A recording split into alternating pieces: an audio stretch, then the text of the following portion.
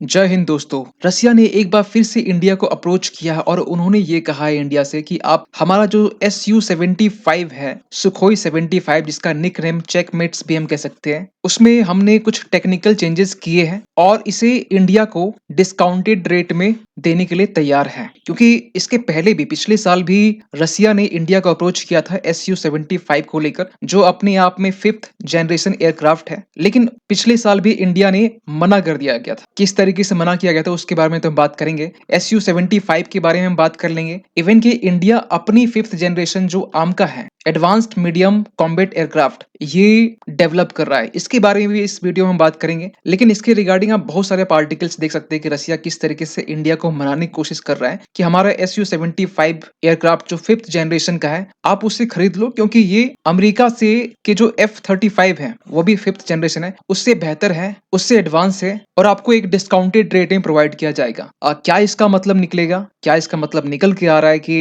Indirectly यहाँ पर Russia India को ये कह रहा है कि आप अपने जो आर्म का जो मिसाइल्स है 5th जनरेशन को लेकर जो डेवलप करी, इसे आप बंद कर दो और अब आप हमसे SU-75 चेकमेट सुखोई जो 75 है, आप वो खरीद लो। पूरी एनालिसिस करने वाले खासकर इस वीडियो में। देखिए, आपको बताना चाहते हैं 2019 की बात है। 2019 में ही इंडिया के उस वक्त के जो आर्मी चीफ थे, RK भदौरिया, इन्होंने यहाँ पर यह कहा था कि भारत अपनी indigenous 5th generation aircraft develop करेगा और ऐसा कोई प्लानिंग नहीं है इंपोर्ट करने की 5th जनरेशन एयरक्राफ्ट के लिए। और इसके रिगार्डिंग हमने नींव भी रखी, जहां पर हमने 15,000 करोड़ की डेवलपमेंट कॉस्ट को लेकर फिलहाल इसमें काम चल रही है। अभी हम इसको लेकर भी अपडेट देंगे। जो ट्विन इंजन कॉम्बैट एयरक्राफ्ट है और जिसे डेवलप कर रही है हिंदुस्तान एरोनॉटिक्स लिमिटेड HAL और एरोनॉटिकल डेवलपमेंट एजेंसी ADA। तो एक्चुअली SU-75 सुखोई 75 के बारे में ये कहा जाता है कि रसिया की ये मानना है कि जिसका निक नेम चेकमेट है, और आज के टाइम में इंडिया हेजिटेट क्यों कर रहा है इसे खरीदने के लिए। देखिए, SU-75 जो है बेसिकली रसिया इसलिए डेवलप कर रहा है क्योंकि अमेरिका के पास में F-35 है और F-35 भी अमेरिका 5th जनरेशन है। और इवन आपको बता दी कि इन्फॉर्मेशन की चाइना के पास भी चाइनीज FC-31 है, जो कि 5th जनरेशन बेस्ड है। और ये रिसेंटली पाकिस्तान को भी देने की बात कही है, जो रिसेंटली ईरान ने पाकिस्तान के ऊपर एयर स्ट्राइक किया था जैसल अदल के ठिकानों पर। इसके बाद में पाकिस्तान ने चाइना से डील किया FC-31 को लेकर और ये डिलीवर कर दी गई है। लेकिन यही है एक इशू, यही कि ये चाइनीज विमान है, चाइनीज सामान और चाइनीज विमान दोनों पर भरोसा नहीं किया जा सकता है। सो SU-75 के बारे में ये कहा जाता है जिसकी स्पीड जो है 1.8 मैक है। 1.8 मैक का मतलब ये हुआ कि ये लाइट की स्पीड से 1.8 टाइम्स ये स्पीड इसकी ज्यादा है, जिसकी रेंज 28 किलोमीटर के आसपास में है और जिसकी पेलोड कैपेसिटी कही जाती है 7400 kg और ओवरऑल मैक्सिमम जो टेक ऑफ वेट है इसका 26,000 kg है। एक इंटरेस्टिंग फैक्ट ये है कि ये एयर टू एयर मिसाइल्स और एयर टू सरफेस दोनों ये बेस्ड है। और आपको एक इंपॉर्टेंट चीज ये बताना चाहते हैं कि ये एक साथ में 6 टारगेट को हिट कर सकती है। एक क्वेश्चन आप सभी के लिए कि रिसेंटली DRDO ने कौन से ऐसे मिसाइल्स डेवलप रिसेंटली किया गया था, जिसके बारे में वीडियो हमने बनाया था, पॉपुलर वीडियो में वो है जो एक साथ 4 टारगेट को हिट कर रहा है साइमल्टेनियसली। कमेंट करना। सो SU-75 के बारे में कुछ इंपॉर्टेंट चीजें हम बात करें तो ये सुपर कंप्यूटर की बेस पर जिसे डिजाइन किया गया है। मतलब ये हुआ जो एयरक्राफ्ट है, अगर सिमुलेशंस करनी है तो ये हम लोग सुपर कंप्यूटर यानी कि ग्राउंड पर ही यह चीजें हम लोग पॉसिबल कर सकते हैं। फॉर एग्जांपल कि एक एयरक्राफ्ट है, उसे टेस्ट करनी है या ऑपरेट करना है या फिर कुछ फंक्शंस को लेकर ऑपरेट करनी है, तो यहाँ पर सुपर कंप्यूटर के जरिए जिसे हम लोग ग्राउंड पर ही चेक कर सकते हैं। ऐसा नहीं कि किसी पर्सन को भेजना है, उसे प्रैक्टिकली करके दिखाना, ये चीज नहीं करनी होगी। सिमुलेशंस के जरिए आप इससे इजिली कर सकते हैं, जिससे टाइम और प्राइस दोनों बच सकता है। SU-75 के बारे में ये एक खासियत है। दूसरी बात ये है कि एक ओपन आर्किटेक्चर पर बेस्ड है। मतलब ये हुआ कि कुछ भी इसमें टेक्निकल चेंजेस करने हैं तो एक शॉर्टेस्ट टाइम फ्रेम में टेक्निकल चेंजेस इसमें इजिली कर सकते हैं। और चीज अगर इसमें ऐड करें तो इसमें कैमोफ्लैग जो यूनिक फंक्शन है, फंक्शन नहीं है एक्चुअली, इसमें जो ओल्ड वर्जन जो सुखोई था यानी कि 53 57 के आसपास में, आई थिंक नंबर हम मिस कर रहे हैं, तो ये ओल्ड डिजाइन है। न्यू डिजाइन कुछ इस तरीके से, न्यू डिजाइन कुछ इस तरीके से बनाया गया, जो इसका पेंट है वो इस कलर का रखा गया है ताकि ये जो एयरक्राफ्ट है वो कंप्रेस दिखे, छोटा दिखे, ताकि अटैक करने में खासकर आसमान में इसका साइज और छोटा दिखे। साइज उसी तरीके से है लेकिन साइज छोटा दिखे, इसके बारे में ज़्यादा इन्फॉर्मेशन तो नहीं है, इतना इन्फॉर्मेशन है। तो ये कुछ स्पेशलिटी हम बोल सकते हैं कि जो SU-75 में है। लेकिन इसका मतलब ये नहीं कि हमारा जो आम का जो एयरक्राफ्ट है, जो रिसेंटली डेवलप 2025 की बात की जा रही है, जो कि डेवलप हो जाएगी। इवन कि 2025 में बहुत एयरक्राफ्ट डेवलप करने की बात की जा रही है, आगे हम थोड़ा बात करेंगे। तो ये दोनों में अगर सिमिलैरिटीज की बात करें तो दोनों कहीं न कहीं 5th जनरेशन है, मीडियम वेट है और डिफरेंस एक ही है कि इसमें सिंगल इंजन्स है।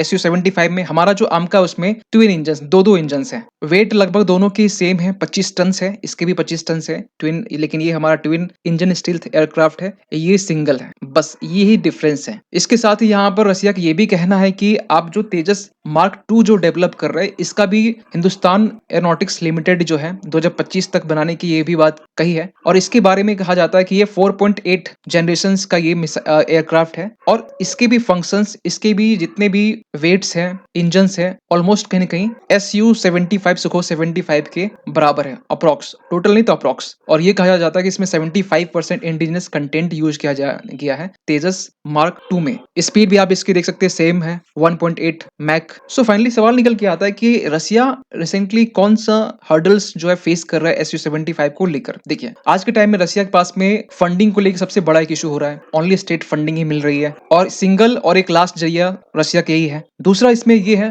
कि इसके डिजाइन तो 2020 में बनाए गए थे, लेकिन इसका कोई प्रोटोटाइप अभी तक डेवलप नहीं किया गया है कि किस तरीके से इसका प्रोटोटाइप होने वाला है, ये अभी तक डेवलप किया गया नहीं है, अंडर डेवलप्ड है। इसके बाद में ये भी चीजें निकल के आती है, वेस्टर्न मीडिया ये कहता है कि इसे एक वेपरवेयर है। वेपरवेयर मतलब एक कह सकते हैं कि एक ऐसा सॉफ्टवेयर जो बेसिकली रियलिटी में कभी कन्वर्ट ही नहीं हो सकता है। लेकिन एक बात इसमें बताना चाहते हैं कि जब रिसेंटली आपको मालूम होना चाहिए कि सऊदी अरब में जब डिफेंस एक्सपो शो हुआ था, उसमें रसिया ने UAE के साथ में डिस्कशन की, खासकर 75 SU-75 को लेकर। इवन की आपको बता दें कि नाइजीरिया भी कहीं ना कहीं इंटरेस्ट दिखा रहा है कि SU-75 चेकमेट को लेकर। इवन की आर्मेनिया भी है और मतलब और भी कुछ कुछ ऐसे देश हैं जो बेसिकली इंटरेस्ट दिखा रहे हैं, लेकिन अभी तक इसकी प्रोटोटाइप बनी नहीं है, अभी तक ये बिल्कुल अंडर डेवलप्ड है। तो लोग जो देश हैं वो कम इंटरेस्टेड हैं। और फाइनली यहाँ पर जो रसिया है वो एक लास्ट उम्मीद जो है वो भारत की तरफ देख रहा है, इसलिए डिस्काउंटेड प्राइस में टेक्निकल चेंजेस करके इंडिया को ये चीजें देने की बात की जा रही है। रसिया के सामने एक बहुत बड़ी चैलेंज ये है कि यूक्रेन वॉर में खासकर रसिया की बहुत सारी ऐसी एयरक्राफ्ट हैं, इवन की सुखोई 75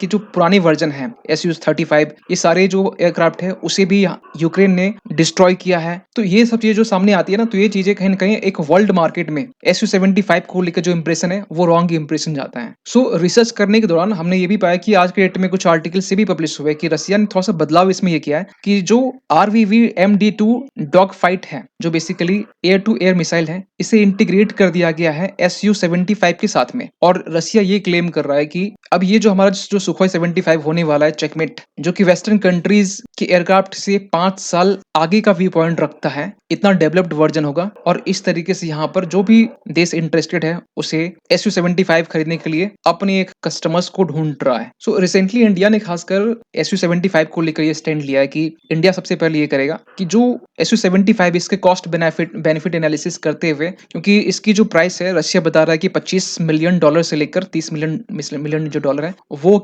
रखा हुआ है एक एयरक्राफ्ट का। तो इसको लेकर यहाँ पर कॉस्ट बेनिफिट एनालिसिस करने की बात की जा रही है। इसके बाद ये भी कहा जा रहा है कि इंडिया स्ट्रेटेजिकली असेस करेगा कि भारत के लिए कितना फायदेमंद है और कितना फायदेमंद नहीं है। इवन की ये भी चीजें कही जा रही कि ऐसा डिसीजन हो कि जो कि दोनों कंट्रीज, दोनों पार्टीज के लिए फेवरेबल हो। और इंडिया ने ऑल्टरनेटिव पहले से ढूंढ कर रखा है, क्योंकि आज के टाइम में, क्योंकि हम लोग 2025 तक ये बनाने की बात कर रहे हैं और ऑलरेडी हम लोग इतना इन्वेस्टमेंट कर चुके हैं। इसके बाद में हिंदुस्तान एरोनॉटिक्स लिमिटेड और GE ग्राउंड इंजन जो है बेसिकली यूएस की कंपनी है, ये लोग मिलकर आमका फाइटर जेट्स के लिए इंजन को डेवलप करने की बात कर रहे हैं। इसके रिगार्डिंग भी यहाँ पर डील हुई है, ये पिछले साल नवंबर की हम बात कर रहे हैं। इवन की फ्रांस की हम बात करें तो फ्रांस जिस टाइम में रिपब्लिक डे में जब इंडिया विजिट किया था, उस टाइम में भी यहाँ पर 100% एक्सेस टू टेक्नोलॉजी। देखिए आज के टाइम में अगर रसिया के साथ में अगर डील नहीं हो पाती तो उसका सबसे बड़ा जो रीजन है ना इंडिया साइड से, वो है टेक्नोलॉजी को ट्रांसफर करने को लेकर, TOT को लेकर। लेकिन फ्रांस यहाँ पर ये बात कर रहा है कि जो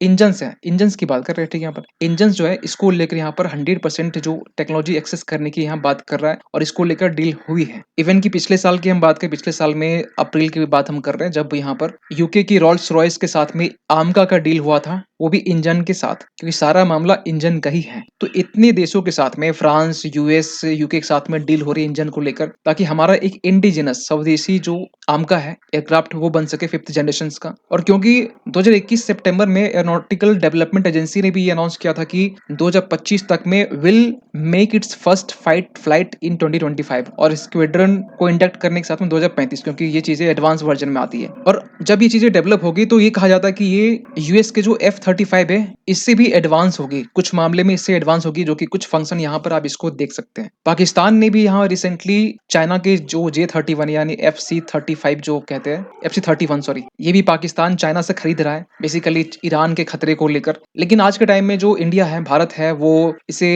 देखिए, भारत में जो आम का जो एयरक्राफ्ट है ये बेसिकली अंडर डेवलप्ड है। बात तो कही जा रही है 2025 तक में ये डेवलप कर लिया जाएगा, जिसमें बहुत सारे वेस्टर्न कंट्रीज का सपोर्ट भी है, टेक्नोलॉजी ट्रांसफर्स को लेकर भी बात हुई है। तो इन तमाम चीजों को लेकर आपका क्या मानना है, कमेंट कीजिएगा। मिलते किसी अगली वीडियो में, तब तक के लिए थैंक यू सो मच।